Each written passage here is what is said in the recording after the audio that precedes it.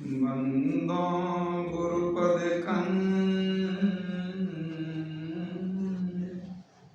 कृपा सिंधु नररूप हरि महामोह तम कुंज जासु वचन रविकर निकर गुरु बिनु ज्ञान न उपजै गुरु बिनु मिलै न भेव गुरु बिनु संशय ना मिटे। जय जय जय गुरुदेव। बोलिए प्रेम से श्री सद्गुरु महाराज की जय। परमाराध्य गुरुदेव के पावन श्री चरणों में कोटि नमन। वंदनीय साधु समाज, आदरणीय धर्म प्रेमी सज्जनों, माताओं, बहनों तथा प्यारे बच्चों, गोस्वामी तुलसीदास जी महाराज ने रामचरितमानस में लिखा है, संत उदय संतत सुखकारी विश्व सुखद जिमि इंदु तमारी। सूर्य और चंद्रमा का उगना जैसे संसार के कल्याण के लिए होता है, उसी तरह संतों का अवतरण जगत के कल्याण के लिए होता है। जब सूर्य उगता है तो वह यह नहीं देखता है कि किसको ज्यादा गर्मी दें, किसको कम दें, कौन हमारी स्तुति करता है, कौन हमारी निंदा करता है। तो जो स्तुति करने वाला अपना आदमी है उसको ज्यादा गर्मी दे देंगे, और जो हमारी निंदा करता है उसको कम गर्मी देंगे। ऐसी बात नहीं है। चंद्रमा का सुंदर प्रकाश जब रात में होता है तो अच्छा हो बुरा हो सबको बराबर रूप से प्रकाश देता ही है। ठीक इसी तरह संतों से तुलना क्यों की गई है सूर्य चंद्रमा की? संत भी ऐसे ही होते हैं। वो जो उपकार करते हैं तो उनके मन में ये नहीं होता है कि ये अपना है इसका ज्यादा उपकार कर दें, ये पराया है इसका ज्यादा उपकार नहीं करें, ऐसा कुछ नहीं। वो जो समाज को ज्ञान देते हैं, समाज का उत्थान करते हैं, तो कोई व्यक्ति संत की स्तुति करे या निंदा करे, वो दोनों को समरूप में लाभ पहुंचाते हैं। वो सबके लिए हितकारी होते हैं। विश्व उपकार हित व्यग्रचित सर्वदा।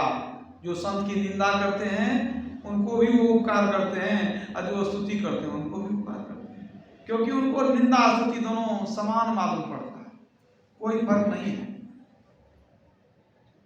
सुख दुख संपत्ति विपत्ति मान अपमान है, शत्रु मित्र भूपाल सो एक समान है। कनक कांच नहीं भेद ज्ञान में तीक्ष्णा। अरे हारे पलटू उधो से हरि कहें संत के लक्षण। संत का क्या लक्षण है? संपत्ति हो विपत्ति हो, मान हो अपमान हो, अपना हो पराया हो, राजा हो रंग हो, सबके लिए वो बराबर अपना प्यार लुटाते हैं, सबका उपकार वो बराबर करते हैं। किसी के प्रति उनको राग द्वेष नहीं होता है। जो उनका अपकार करते हैं उनका भी वे उपकार ही करते हैं। इसलिए संत से बढ़कर के कोई दूसरा पद है ही नहीं। सबके उपकार की भावना उनके अंदर होती है। जगत के कल्याण के लिए वो संसार में आते हैं, और उनकी जो वाणी है वही वास्तव में अमृत है। संसार में और कहीं अमृत देखने के लिए नहीं मिलता है, लेकिन संतों की वाणी को अमृत कहा गया है, क्योंकि जो संतों की वाणी को श्रवण करते रहते हैं, मनन करते रहते हैं, निधिध्यासन करते रहते हैं, वो एक दिन अमर हो जाते हैं। क्यों? चूंकि संत अमर है। अमर का क्या मतलब हुआ? संत जो होते हैं अब उनका जीवन उनके वश में है, वो जितना दिन चाहे जिंदा रह सकते हैं। और आप कहिएगा एक न एक दिन तो मरना पड़ता है, तो मरना पड़ता है तो आपको कष्ट होता है मरने में, तब न मरना नहीं चाहते हैं। यदि किसी को मरने में आनंद आवे तो मरना क्यों नहीं चाहेगा? सो बताइए। अगर किसी को आप कहते नहीं मरना बहुत, अरे फलना को मरना पड़ गया, वो तो बहुत संत थे फिर भी मर गए, कैसे मर गए? उनको मरना नहीं चाहिए। तो कहने का मतलब आपको मरने में भय लगता है। संत लोग कहते हैं जा मरने से जग डरे मेरी मन आनंद। कब मरी हो, कब पाई हो पूर्ण परमानंद, उनको तो आनंद आता है। तू चाहते हैं मर जाए, लेकिन वो दोबारा जन्म लेना नहीं चाहते हैं, तो उनकी साधना पूरी हो गई है। एक बार शरीर त्यागेंगे, दोबारा वो जन्म लेंगे नहीं। दिनकर जी ने लिखा है, नश्वर जगत में जन्म लेकर संत कभी मरते नहीं। और कबीर साहब ने कहा है, चांदो मरी हैं, सूरजो मरी हैं, मरी हैं पवन रूपानी, और कहे कबीर एक संत नौ मरी हैं, जाकी चित्त ठहरानी। जिनका चित्त स्थिर हो गया, जो निश्चलता को प्राप्त कर चुके, संत पद को प्राप्त कर चुके, उनके हाथ में है, वो अमर हो चुके हैं और दोबारा जन्म ही नहीं लेंगे, कोई मरना ही नहीं पड़ेगा, उनको आवागमन के चक्र से छूट गए। तो ऐसे जो संत हैं उनकी वाणी को ही अमृत कहा है। संत वचन वह सुधा, देव भी जिसके सदा भिखारी। संत वचन वह धन है जिसका नर प्रधान अधिकारी। मर्त्य अमर बन जाता जिससे वह संजीवन रज है। संत वचन सब भव रोगों का रामबाण भेषज है। संसार के जितने दुख हैं सबका इलाज कहाँ है? संतों की वाणियों में है। तो धन्य है वह धरती जहां संत का अवतार होता है। धरती का जब भाग्य जगता है तब उस क्षेत्र में संत का अवतार होता है और उस क्षेत्र के लाखों नर नारियों का उद्धार होता है। आप कल्पना कीजिए कि संत मत में अभी कितने अनुयायी होंगे? लाखों, करोड़ नहीं कहेंगे तो कम से कम लाखों, 25-50 लाख तो जरूर अनुयायी होंगे। आप बताइए, अगर गुरु महाराज का अवतरण नहीं होता, इतने लोगों का जो उद्धार हुआ, कम से कम सही रास्ता पकड़ तो लिए, नहीं पहुंचेंगे इस जन्म में तो अगले जन्म में पहुंचेंगे। अगर उनका उद्धार, अगर वो अवतार नहीं होता तो इतने लोगों का उद्धार नहीं होता। समझ लीजिए, भगवान के अवतार से उतना लाभ नहीं है जितना संत के अवतार से लाभ है। याद रखिए, अरे भगवान आएंगे तो 2, 4, 10, 20, 25, 50 को मार के चले जाएंगे। वो संहार कर सकते हैं, सुधार नहीं कर सकते। सुधार तो संत जन करते हैं। हमारे पूज्यपाद संत सेवी प्रबंध जी महाराज, वो एक महान संत थे। वो कहा करते थे, संत की वाणी अमृत है, तो आप तो अमृत पीने के लिए ही आए हैं। तो मैं अपने गुरुदेव की वाणी सुनाता हूं आपको। वो कहा करते थे कि हमारे जीवन के 2 पहलू हैं, 2 भाग हैं। एक शरीर के साथ का जीवन, एक शरीर के बाद का जीवन। शरीर के साथ का जीवन थोड़ा है, मतलब बहुत तो 100 वर्ष का, और शरीर के बाद का जीवन बहुत लंबा है। फिर उन्होंने बताया कि शरीर के साथ के छोटे जीवन के लिए हम लोग पूरी व्यवस्था कर लेते हैं, लेकिन शरीर के बाद का जो जीवन है उसकी व्यवस्था नहीं करते हैं। तो शरीर त्यागने के बाद जीव को बहुत कष्ट होता है। और विशेषता क्या है कि ये मनुष्य शरीर क्यों मिला है आपको? शरीर के बाद के जीवन की व्यवस्था करने के लिए। यदि आप कुत्ता बिल्ली के शरीर में थे तो आप शरीर के बाद के जीवन की व्यवस्था नहीं कर सकते थे। ये मनुष्य के हाथ में है। मनुष्य को ये क्षमता दिया गया है कि मरने के बाद जो हमारा जीवन होगा उसके लिए सुख सुविधा की व्यवस्था हम अभी करेंगे। तो शरीर के साथ का जीवन थोड़ा है, शरीर त्यागने के बाद लंबी यात्रा है। उस लंबी यात्रा के लिए नानक साहब ने कहा, जा मार्ग के गणे जाए न कोसा, ता हरि के नाम सदा संगीतोसा। जा मार्ग के गणे जाए न कोसा, शरीर त्यागने के बाद जो चलेंगे उसका कोस गिना नहीं जाएगा। इतना लंबा यात्रा, इतना लंबा वह समय होगा, इतनी लंबी यात्रा होगी। तब हरि के नाम सदा संगीतोसा, वहां आपका संगी कौन होगा, साथ देने वाला कौन होगा? हरि नाम, वही आपके साथ में जाएगा। तो शरीर के बाद के जीवन की व्यवस्था भी अभी ही करनी होगी, बाद में आप नहीं कर सकते हैं। जितने मनुष्य हैं सब चाहते हैं कि भोजन, वस्त्र, आवास इसकी व्यवस्था हो जाए, कुछ रुपया जमा भी हो जाए कि कहीं अचानक विपत्ति आ जाए तो हमको किसी से हाथ फैलाना नहीं पड़े। तो इस जीवन के लिए सब व्यवस्था कर लेते हैं। लेकिन क्या अगर उनको पूछिएगा कि मरने के बाद आप दुख में जाना चाहते हैं, कोई हाँ कहेगा? कोई नहीं कहेगा। मतलब जो भी व्यक्ति सत्संग में आगे नहीं आते, कोई मरने के बाद दुख में जाना नहीं चाहता है। सब चाहता है मर के भी हम सुख में जाएं, लेकिन सिर्फ चाहने से क्या होगा? मन में इच्छा है तो क्या पूर्ति हो जाएगी? उद्यमेन ही सिद्ध्यन्ति कार्याणि नो मनोरथे न ही सुप्तस्य सिंहस्य प्रविशन्ति मुखे मृगा। परिश्रम करने से फल की प्राप्ति होती है, सपना देखने से फल की प्राप्ति नहीं होती। कबीर साहब ने कहा, धन धन कहे धनी जो हो वह निर्धन रहत न कोई।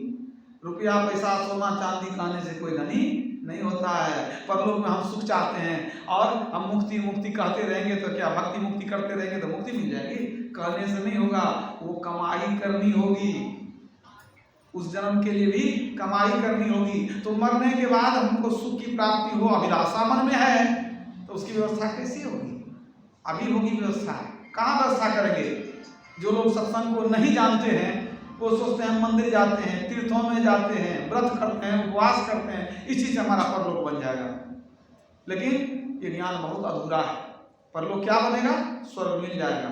लेकिन भगवान राम ने स्वर्ग के लिए भी कह दिया, अंत में दुख होता है, यह उत्तम गति नहीं है। मर करके स्वर्ग जाना यह उत्तम गति नहीं है। तुलसी साहब ने कह दिया, तुलसी सतमत तत गए स्वर्ग पर करे खखार, नर्तन दुर्लभ देव को सब कोई कहा पुकार। कहते हैं स्वर्ग पर थूक फेंकते हैं, खखार फेंकते हैं, वहां जाके पुण्य समाप्त हो जाएगा, फिर वैसे खाली हाथ चले आएंगे। तो परलोक कैसे बनाएंगे? इसको आप जब तक सत्संग में नहीं आएंगे, संतों की वाणियों को नहीं श्रवण करेंगे, सतशास्त्रों की वाणियों को नहीं सुनेंगे, नहीं समझ पाएंगे कि परलोक हम अपना कैसे बनाएं।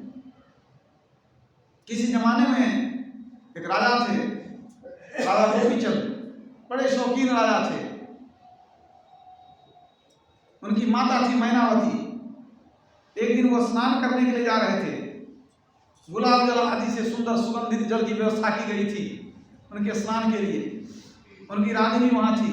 कपड़े खोल करके जैसे वो सोचे कि अब स्नान करेंगे, अचानक उनके पीठ पर एक बूंद जल गिरा। उनको वो जल कुछ गर्म मालूम हुआ, तो देखने लगे कि ऊपर से जल कहाँ से गिर गया। नजर ऊपर उठाते हैं तो देखते हैं कि ऊपरी मंजिल पर उनकी माता जी मैनावती खड़ी थी और उनके आंखों से आंसू का बूंद जो है टपक गया था, वही इनके पीठ पर पड़ा था। तो इनको बड़ा दुख हुआ कि माता के आंखों से आंसू। उसी अवस्था में जैसे एक कपड़ा लपेटे हुए थे, स्नान के लिए गए थे, उसी तरह वो माता के पास दौड़े, माँ को पूछने लगे, माँ तेरी आंखों में आंसू क्यों? उन्होंने कहा, बेटा ऐसे ही यूं ही आ गया आंसू, कोई बात नहीं है। कहा, नहीं माँ, तुमको बताना पड़ेगा। माँ ने बहुत टालने का प्रयास किया, लेकिन पुत्र भी जो था माता का आज्ञाकारी था, मातृभक्त था, वह जिद कर दिया कि नहीं, मेरे रहते तेरे आंखों में आंसू आ जाए तो मेरे जीवन को धिक्कार है, लानत है मेरे पुत्र होने पर। तुमको बताना पड़ेगा कि तुमको क्या कष्ट है। कहा, बेटा कोई कष्ट नहीं है। कहा, नहीं, फिर भी आंसू का कोई कारण तो होगा। तो जब बहुत जिद करने लगा राजा गोपीचंद, तब माता कहती है कि बेटा, तुम जब कपड़ा खोल करके स्नान करने के लिए बैठे थे, मैं ऊपर से तेरे सुंदर शरीर को देख रही थी। तेरा शरीर बहुत ही बलिष्ठ, गठीला, सुंदर, गौरवर्ण है। ठीक ऐसा ही शरीर तेरे पिताजी का भी था। मैं जब तुमको देखने लगा तो मुझे तेरे पिता की याद आ गई, और फिर मेरे मन में हुआ ऐसा ही सुंदर तेरे पिता का भी शरीर था, लेकिन उनका शरीर आज नहीं है। वो काल का ग्रास बन गए, संसार से चले गए, उन्होंने अपने जीवन को संवारा नहीं। और इतना सुंदर तेरा शरीर है, तू भी एक दिन संसार से चला जाएगा। तेरा भी ये शरीर जो है, सुंदरता है तुम्हारी, नष्ट हो जाएगी, और जिस उद्देश्य के लिए तुम संसार में आए वह उद्देश्य अधूरा रह जाएगा। तुम भी एक दिन संसार से चले जाओगे और तेरा भी जीवन सफल नहीं हो पाएगा, जीवन के उद्देश्य की पूर्ति नहीं हो पाएगी। यही सोच कर मेरी आंखों में आंसू आ गया। कितना सुंदर शरीर, लेकिन इस शरीर से जो परलोक बनाना चाहिए वो नहीं हो रहा। निरुद्देश्य ही तेरा भी शरीर संसार से चला जाएगा, तू भी एक दिन चले जाओगे। इस बात को सुन करके राजा को बहुत बड़ा झटका लगा। उसने कहा, माँ, तो मुझे क्या करना चाहिए? माता भी गुरु होती है, तुम हमको बताओ हमको क्या करना चाहिए। माता ने कहा, बेटा, ये मनुष्य शरीर मिला है, अपना परलोक बनाना चाहिए। परलोक का जीवन हमारा सुखमय हो, उसके लिए प्रयत्न करना चाहिए। राजा गोपीचंद ने पूछा तो माँ हम कैसे करें, क्या करें? उन्होंने कहा किसी सच्चे सदगुरु के शरण में जाओ, वे तुमको ज्ञान देंगे कि तेरा जीवन सफल कैसे होगा, मनुष्य शरीर की उपादेयता क्या है, मनुष्य जीवन का लक्ष्य क्या है और उसकी प्राप्ति कैसे होगी, तेरा परलोक कैसे सुखमय होगा, किसी गुरु के पास जाओ। उसी समय माता की स्वीकृति मिल गई। आज की माता वैसी नहीं होती है, किसी पुत्र को कह दे कि ठीक है तुम गुरु के शरण में चले जाओ, ऐसी माता बहुत कम होती है। बल्कि बेटा चोर हो जाए, लुटेरा लुच्चा हो जाए तो वो अच्छा है, कम से कम आते रहेगा मेरे पास, लेकिन साधु के शरण में नहीं जाए वही अच्छा है। राजा गोपीचंद चले गए, खोजते खोजते गुरु गोरखनाथ जी के शरण में गए। उन्होंने कहा मैं आत्मज्ञान की प्राप्ति के लिए आया हूँ, मैं परलोक अपना बनाने के लिए आपकी शरण में आया हूँ, मैं संन्यास लेना चाहता हूँ। कहा ठीक है मेरे पास कुछ दिन रहो, मैं देखूंगा कि तुम संन्यास के योग्य हो कि नहीं, तब संन्यास दूंगा। वो वहीं रह गए, घर द्वार राजपाट छोड़ करके गुरु गोरखनाथ जी महाराज के शरण में रह गए। कुछ दिन होने के बाद गुरु महाराज कहते हैं कि तुमको संन्यास की प्राप्ति हो सकती है, इसके लिए तुमको घर से भिक्षा मांग कर लाना होगा, पत्नी से भिक्षा मांगनी होगी, माता से भिक्षा मांगनी होगी, उसके बाद मैं तुमको संन्यास दूंगा। पहले ऐसा नियम था, इसलिए ऐसा होता था कि जो संन्यास चाहता है कुछ दिन रह गया आश्रम में, और उसके बाद जब घर जाएगा तो हो सकता है वहाँ मोह में पड़ जाए, पत्नी बच्चे को देखकर, माँ बाप को देख करके मोह में पड़ जाए, तब वो घर ही रह जाएगा, इधर आना नहीं पड़ेगा उसको। और जिसके मन में दुविधा है वो संन्यास लेकर भी क्या करेगा? दो नाव में सवारी करना जो है तो कभी भी अच्छा नहीं होता, हानिकारक हो जाता है। तो राजा गोपीचंद पत्नी के पास गए, पत्नी रोने लगी कि आप लौट आइए, कहाँ चले गए हैं? उन्होंने कहा हम जीवन को सार्थक करने के लिए जा रहे हैं, तुम भी घर में रहने भक्ति कर सकती है, लेकिन मैं आप घर में नहीं रहूंगा। बहुत समझाई, रोने लगी, लेकिन बात नहीं माने। तब अंत में वो कुछ भिक्षा ला करके दे दी पत्नी। फिर वो माता के पास जाते हैं, माँ को कहते हैं माँ गुरु महाराज ने कहा है कि माता से कुछ भिक्षा मांग कर लाओ, तो तुम भिक्षा में कुछ हमको दो। पात्र आगे कर दिया। माँ मैनावती ने कहा कि बेटा मैं तुमको भिक्षा में कोई वस्तु नहीं दूंगी, मैं 3 उपदेश देना चाहती हूँ तुमको। कहा ठीक है माँ, भिक्षा में उपदेश ही दे दो। माँ बहुत ज्ञानवती थी।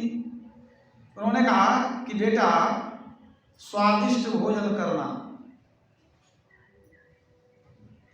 कोमल बिछौना पर सोना, मजबूत किले के अंदर रहना। ये सुन करके वो हंसने लगे गोपीचंद। कहते माँ हम तो महात्मा जी के गुरुदेव के आश्रम में रहते हैं, झोपड़ी में, अब तुम कहती है स्वादिष्ट भोजन करना, कोमल बिछौना पर सोना, किले के अंदर रहना, ये कैसे संभव है? ये उपदेश मेरे लिए नहीं है, मैं ये उपदेश नहीं ग्रहण करूंगा। माता ने कहा बेटा तुमने मेरे उपदेश के भाव को नहीं समझा, तुम बात को समझो मैं क्या कहना चाहती हूँ। कहा तो माँ तुम हमको ठीक से समझाओ तुम क्या कहना चाहती है। तुमने कहा स्वादिष्ट भोजन करना, वहां तो भिक्षा मांग कर लाते हैं लोग, बासी रोटी दे देते हैं, उसी से काम चला लेते हैं, उसमें क्या स्वाद लगेगा तू बता। वहां तो अस्वाद व्रत है, अस्वाद खाते हैं शरीर की रक्षा के लिए, स्वाद के लिए नहीं। माँ ने कहा यही तो मैंने भी कहा, स्वादिष्ट भोजन करना। इसका मतलब ये है पुत्र कि जब तक अच्छी तरह भूख न लगे कुछ भी ग्रहण नहीं करना। जब बहुत अच्छी तरह से भूख लग जाएगी तो तेरे आगे में जो रूखा सूखा फीका जो आएगा उसको जो तुम खाओगे उसी में स्वाद मालूम पड़ेगा, वही है स्वादिष्ट भोजन। अगर पेट भरा हो तो स्वादिष्ट चीज भी कहते हैं नहीं अच्छा नहीं लग रहा है, बढ़िया नहीं बना। तो मतलब जब खूब भूख लगे तभी भोजन करना, भोजन का संयम, खान पान को प्रथम समारोह तब रस रस अंकुश मारो। माँ ने कहा यही मतलब है स्वादिष्ट भोजन, भूख अच्छी तरह से लगे, जो मिलेगा उसमें स्वाद मालूम पड़ेगा, अच्छा लगेगा खाने में। दूसरी बात है कोमल बिछौना पर सोना। इसका क्या मतलब हुआ? कमा वहां तो पत्थर पर एक चटाई बिछा देते हैं, सो जाते हैं, कोमल बिछौना कहाँ से लाएंगे? कहा बेटा कोमल बिछौने का मतलब है कि तुम आश्रम में रहते हो ना, वहां ध्यान भजन करते हो, कहाँ करते हैं? कहा सेवा भी किया करो, आश्रम की सेवा, गुरु की सेवा, अपने से बड़े साधुओं की सेवा, और काम करके जब तुम्हारा शरीर थक जाएगा तब तुम जहां सो जाओगे वहीं अच्छी नींद आएगी और वही तेरे लिए कोमल बिछौना होगा। जब नींद अच्छी आ गई हो, जहां जाएंगे वहीं सो जाएंगे। रात भर जो कोई जगा हुआ रहता है तो वो तोशक कभी गद्दा नहीं देखता है, कहीं एक दरी मिल जाए वहीं सो जाएगा, खूब नींद में सो जाएगा बेचारा। तो जब तुम भर दिन सेवा करोगे, शरीर थक जाएगा, नींद अच्छी आएगी, उस समय जो सोओगे वही बिछौना तुमको कोमल बिछौना मालूम पड़ेगा, वही है कोमल बिछौना पर सोना। कहा ये तो बात बहुत अच्छी है तूने सुनाई, लेकिन तूने ये भी कहा कि किले के अंदर रहना। ये किले के अंदर कैसे रहेंगे? वहाँ तो खुला जगह है, जंगल झाड़ है, झोपड़ी में रहते हैं, ये किला क्या हुआ? तो माँ ने कहा देखो अभी तुम्हारी भक्ति नई है, तुम अपने से वरिष्ठ साधु महात्माओं के संग में रहो, हमेशा गुरुजनों के साथ में रहो, उनका साथ कभी नहीं छोड़ना। अगर तुम साधु संतों और गुरु के शरण में रहोगे, यही मजबूत किला है। ये इससे क्या होगा? तुमको खट विकार परास्त नहीं करेगा। जब तुम सत्संग के बीच में रहोगे तो खट विकार तुमको परास्त नहीं करेगा, वही दुश्मन है तेरा। गुरु महाराज ने क्या कहा? सत्संग गढ़ में वास हो, भव पास क्या करे। तो मजबूत किला क्या है? सत्संग। नित्य प्रति सत्संग कर ले प्यारा, तेरा काज करे सारा। तो साधु संतों और गुरुजनों के संग में हमेशा रहोगे, यही है मजबूत किला। तब तुम हिल डोल नहीं करोगे, मजबूत किले में सुरक्षित रहोगे, तुम्हारा मन बहकेगा नहीं। ये उपदेश पा करके प्रणाम करके वो चले गए गुरु के शरण में और ध्यान भजन करके अच्छे योगी महात्मा बन गए। मतलब माता ने शिक्षा दिया कि परलोक बनाना चाहिए। ये शरीर मनुष्य शरीर मिला परलोक बनाने के लिए, बढ़िया बढ़िया खाने के लिए, खूब बढ़िया पहनने के लिए, बहुत पैसा जमा करने के लिए शरीर नहीं मिला है, याद रखिए। मरने के बाद राजा मरे कि रंग मरे।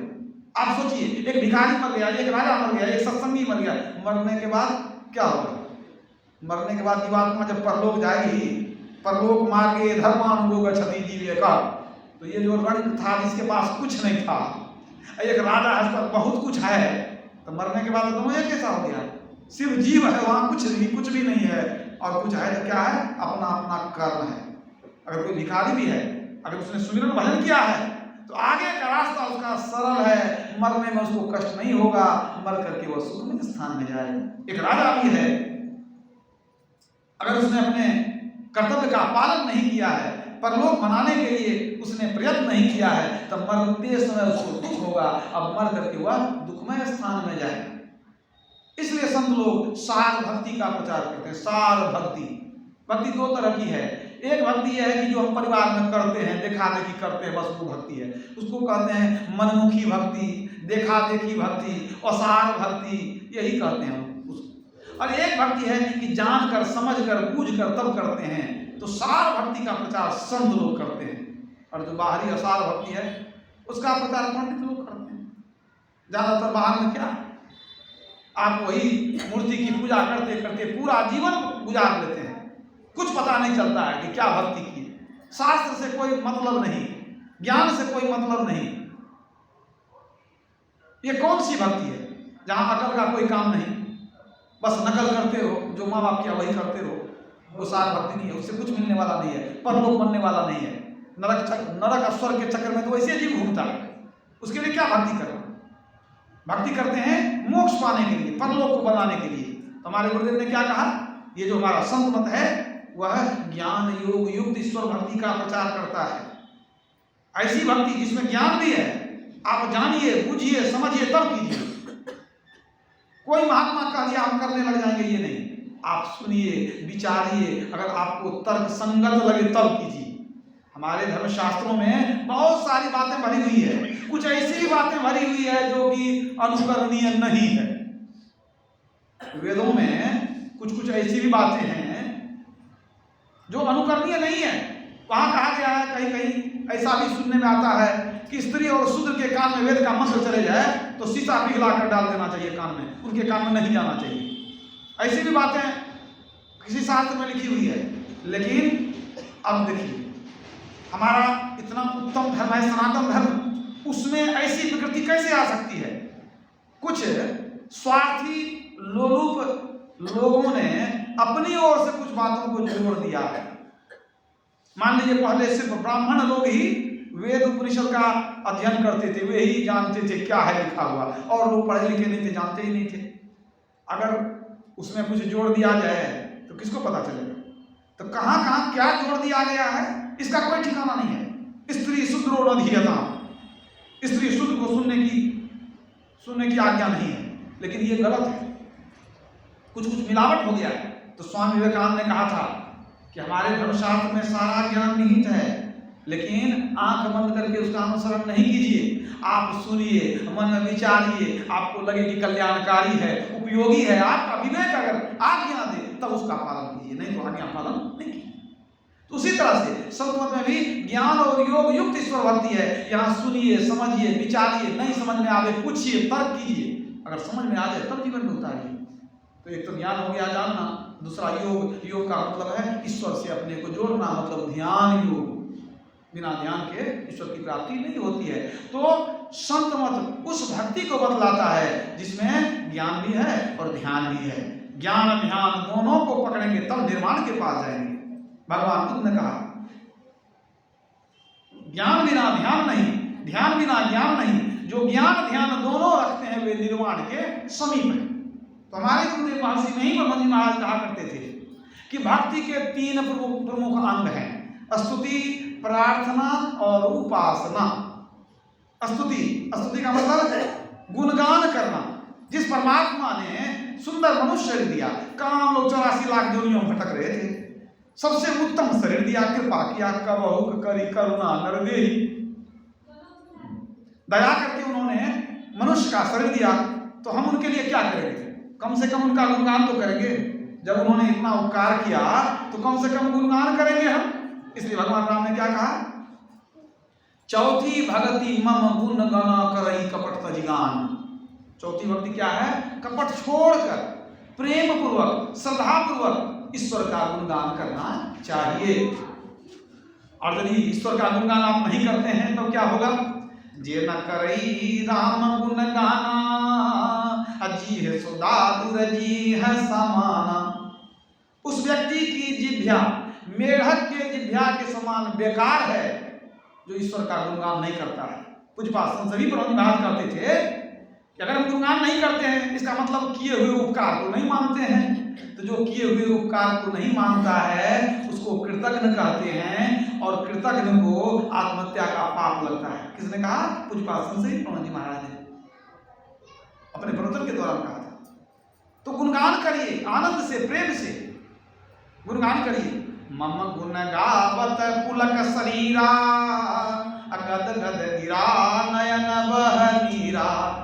मम गुण गावत पुलक शरीरा, इस तरह से प्रभु के गुणगान में हम लीन हो जाएं कि शरीर पुलकित हो जाए, गदगद गिरा, वाणी गदगद हो जाए, और नयन भर बह नीरा, माने प्रभु के कृपा को याद करके आंखों में आंसू आ जाए। हे प्रभु, आपने कितनी कृपा की, मैंने आपके लिए कुछ नहीं किया।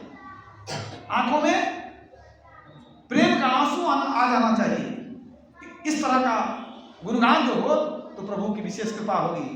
इसीलिए हमारे गुरुदेव ने कहा स्तुति विनती करो, यही है गुणगान करना। तो पहली भक्ति में पहला अंग क्या है? स्तुति, गुणगान करना। तो हम लोग स्तुति विनती करते हैं सुबह शाम, और जब स्तुति हो गई तो दूसरा क्या है? प्रार्थना। प्रार्थना माने मांगना। क्या मांगेंगे? सोच समझ के मांगना चाहिए। संसार की वस्तु मत मांगिए, परमात्मा से, गुरुदेव से, क्योंकि संसार की वस्तु रहने वाली नहीं है। आप जो मांगिएगा उसका भी नाश होगा एक न एक दिन। ऐसा चीज मांग के क्या करेंगे? कबीर साहब ने कहा क्या मांगो कछु थिर न रहाई, अब देखा तो नई न चलियो जग जाई। देखते देखते सब नाश हो रहा है, क्या मांगे? जो मांगेंगे उसका नाश हो जाएगा। 1 लाख पूत 1.25 लाख नाती, जा रावण घर दिया नाती, सब कुछ तो समाप्त होने वाला है, क्या मांगे? तब क्या मांगना चाहिए समझिए। आप देखिए कि महापुरुष लोग क्या मांगते हैं। भगवान शिव ने क्या मांगा? बार बार मर बर मांगू हरसि देव श्री रंग पद सरोज अनपायनी भगति सदा सतसंग। हे प्रभु, हम बार बार यही मांगते हैं आपसे कि आप भक्ति दीजिए और सत्संग दीजिए। आप ये मांग सकते हैं, भक्ति मांगिए, सत्संग मांगिए।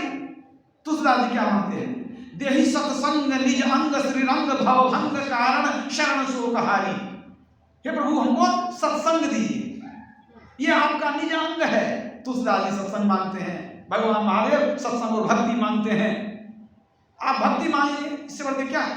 और जब भक्ति मांगेंगे तो प्रभु की भक्ति होगी तो एक दिन प्रभु भी मिलेंगे ना आपको। मतलब भक्ति मांग लिया तो प्रभु को मांग लिया, यही समझिए।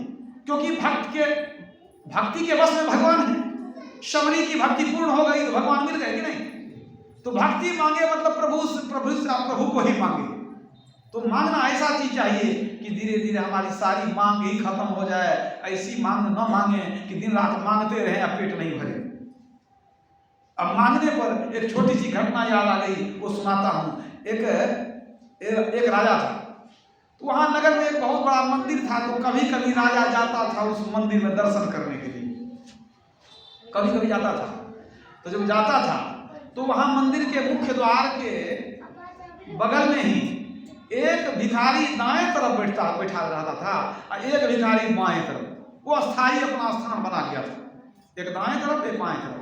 राजा जब जाता था मंदिर में दर्शन करने तो दाएं वाला भिखारी कहता था राजा को देख करके, हे प्रभु परमात्मा, तुमने राजा को बहुत कुछ दिया, हमको भी थोड़ा दे देता तो मेरा भी कल्याण हो जाता। तुमने राजा को बहुत दिया, हमको भी देता तो कुछ कल्याण हो जाता। ये तो कहता था। अब बायां वाला क्या कहता था, हे राजन, परमात्मा ने आपको बहुत कुछ दिया है, थोड़ा हमको भी दे देते तो हमारा कल्याण हो जाता। अब जब जब राजा जाए तो यही सुने। कभी राजा कुछ देता नहीं था किसी को, लेकिन जब जाए तो दायां वाला क्या कहे, हे परमात्मा, तूने राजा को बहुत दिया, हमको भी थोड़ा दे दे ताकि हमारा भी दुख कम हो जाए। अब बायां वाला कहता था, हे राजा, आपको परमात्मा ने बहुत दे दिया है, थोड़ा हमको भी दे दीजिए। सुनते सुनते एक दिन राजा के मन में आया कि हम तो किसी कुछ देते नहीं है। मंत्री को बुलाया, कहा देखो जी, अब दो भिखारी है, जब जाते हैं तो दोनों अरदास करते रहता है, तो मन में होता है किसी को कुछ दे दें। तो एक बात है, जो दाएं तरफ बैठता है वो तो कहता है, हे परमात्मा, राजा को बहुत दिया, थोड़ा हमको भी दे। तो वो तो परमात्मा से मांगता है ना। जब परमात्मा से मांगता है तो परमात्मा तो जरूर तो कुछ न कुछ देंगे ही, है कि नहीं? और जब परमात्मा देने वाला है तो हम क्या देंगे उसको? लेकिन दूसरा वाला जो है उसको ईश्वर पर भरोसा नहीं है, वो हमारा भरोसा करता है। वो कहता है, राजा, परमात्मा ने आपको बहुत दिया, हमको भी थोड़ा दे दे। तो हमसे मांगता है ना, उसको ईश्वर विश्वास नहीं है, हमारा हम पर भरोसा है, उसको हम ही से मांगता है।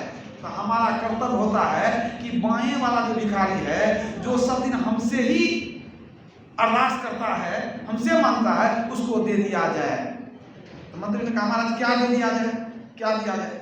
कहा बेचारा को खाने पीने में ठीक से नहीं मिलता, एक काम करो, एक बड़ा सा बर्तन लो, खूब सुंदर काजू किशमिश डाल करके बढ़िया खीर बना दो। बढ़िया खीर बना देना, अब खीर में स्वर्ण मुद्रा कुछ गिरा देना अंदर में, खीर भी खा लेगा, स्वर्ण मुद्रा भी हो जाएगा, दोनों काम हो जाएगा। कहा जाओ किसी सिपाही भेजना, राजा भेजा दे दे। बड़ा बर्तन लिया, खूब स्वादिष्ट खीर बनाया, खीर लेकर उसमें जो है कुछ स्वर्ण मुद्रा गिरा दिया। अब ला करके बताया नहीं, तो उस सिपाही राजा साहब ने भेजा, किसको दिया? बायां वाला को दिया, जो कहता था राजा आपको ईश्वर ने बहुत दिया है तो कुछ हमको भी दे दीजिए। तो वो लेकर के दिया, राजा ने तेरे लिए भेजा है। और वो कहकर, अब देखिए, अब ये तो घटना हो गई, दे दिया, वो खुश हो गया। और इसके पहले भी घटना होती थी क्या, कि जब राजा चले जाए तो दायां वाला भिखारी कहता था बायां वाला को, क्या तू राजा से मांगता है? अरे मांगना चाहिए परमात्मा से, सबको देने वाला वो परमात्मा है, तू राजा से मांगता है। आई कहता था दूसरा भिखारी जो बायां तरफ था, वो पहले वाले को कहता था कि मूर्ख, आज जिसको देखते नहीं है उसको क्या करेंगे, उससे मांगे। अरे राजा को देखते हैं, वो चाहेगा तो दे सकता है, हमको ईश्वर पर भरोसा नहीं है, राजा पर ही भरोसा है, तू मूर्ख है। अरे तू कोई मांगा, राजा से मांगो, ईश्वर दिया आज तक, इतना दिन से तू कहता है ईश्वर को देने के लिए, दिया कुछ? तू मूर्ख है। तू इसको समझाता था ईश्वर से मांगो, और वो कहता था तू महामूर्ख है, राजा से मांगो। तो दोनों एक दूसरे को चिढ़ाता था।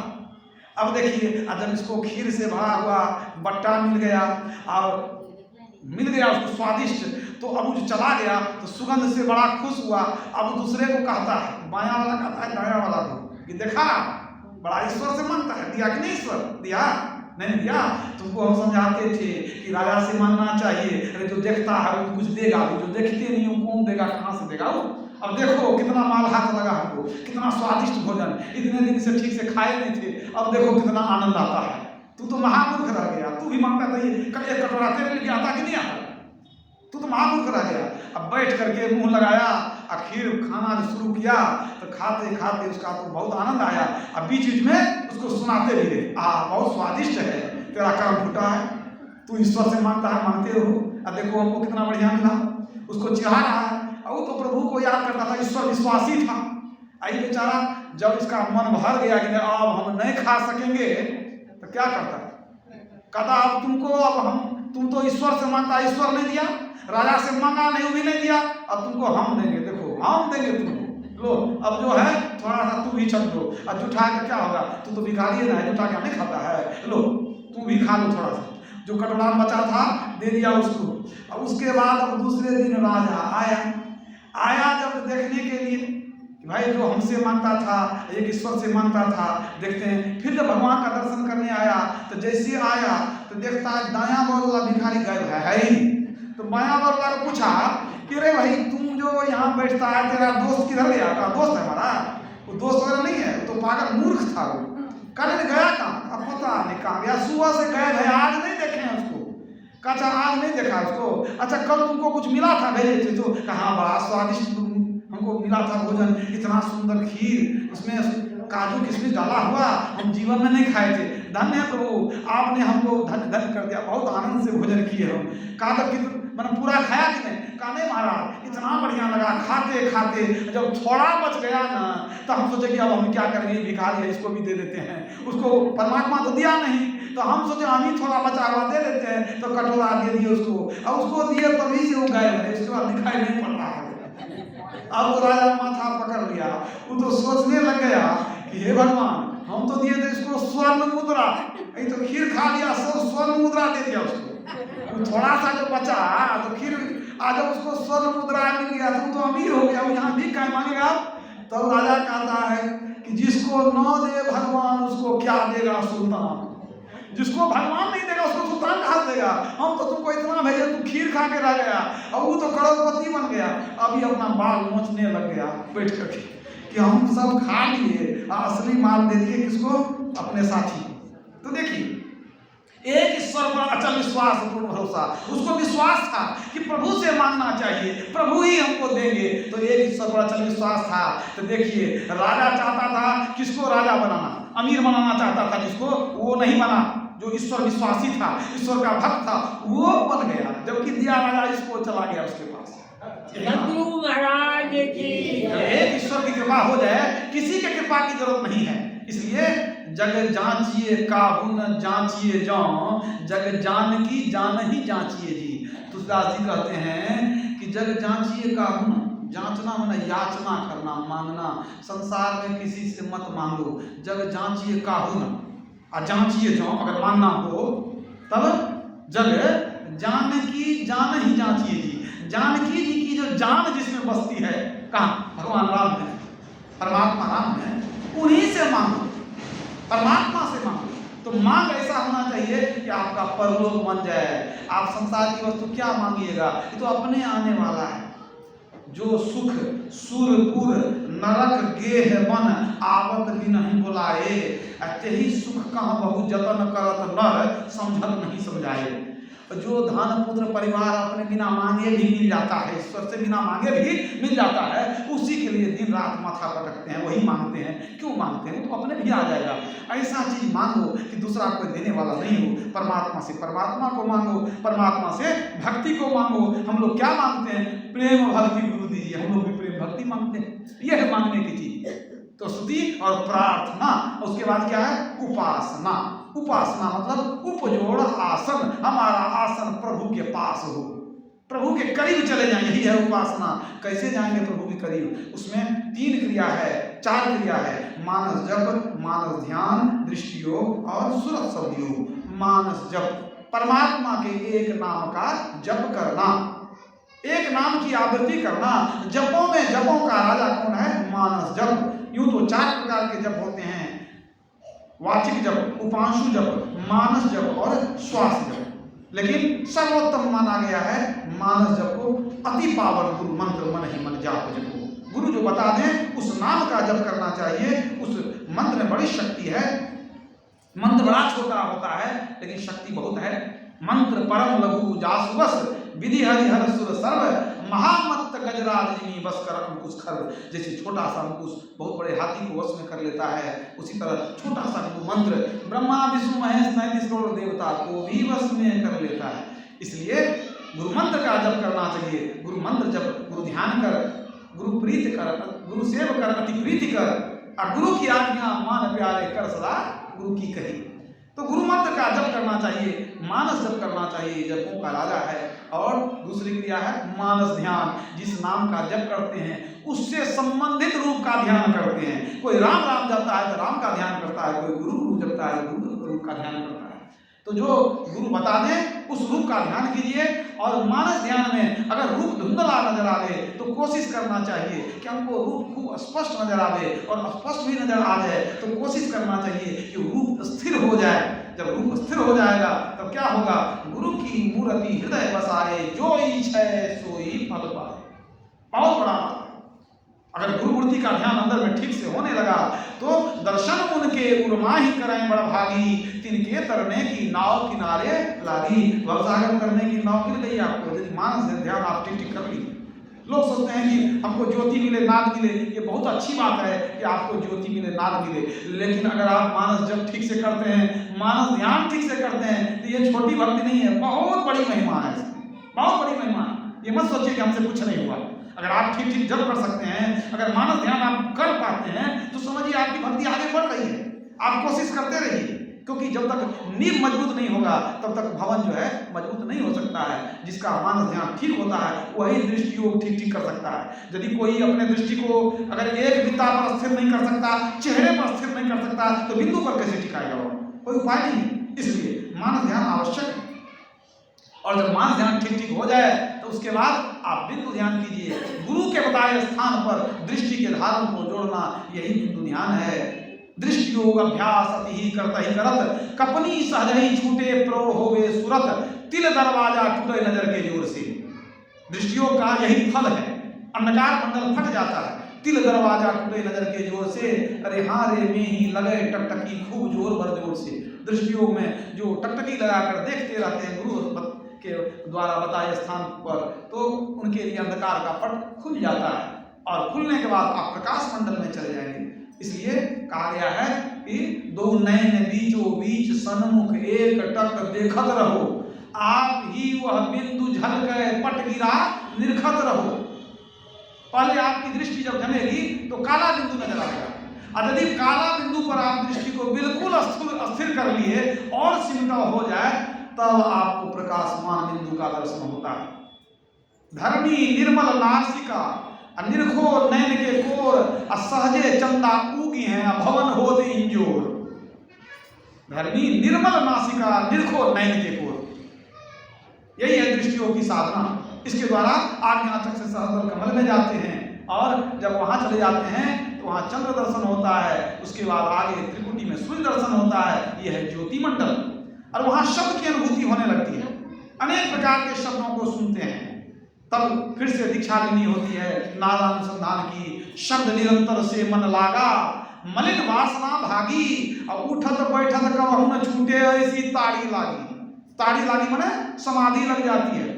शब्द निरंतर से मन लागा, वो जो निरंतर शब्द आ रहा है ओंकार ध्वनि, उसमें अगर मन लग जाए तो समझिए मलिन वासना भागी। आपके सारे काम क्रोध लोभ मोह खट विकार जल के समान। सार शब्द को जो सुनता है उसके सारे विकार समाप्त हो जाते हैं, उसके अंदर कोई विकार नहीं रहता है, याद रखिए।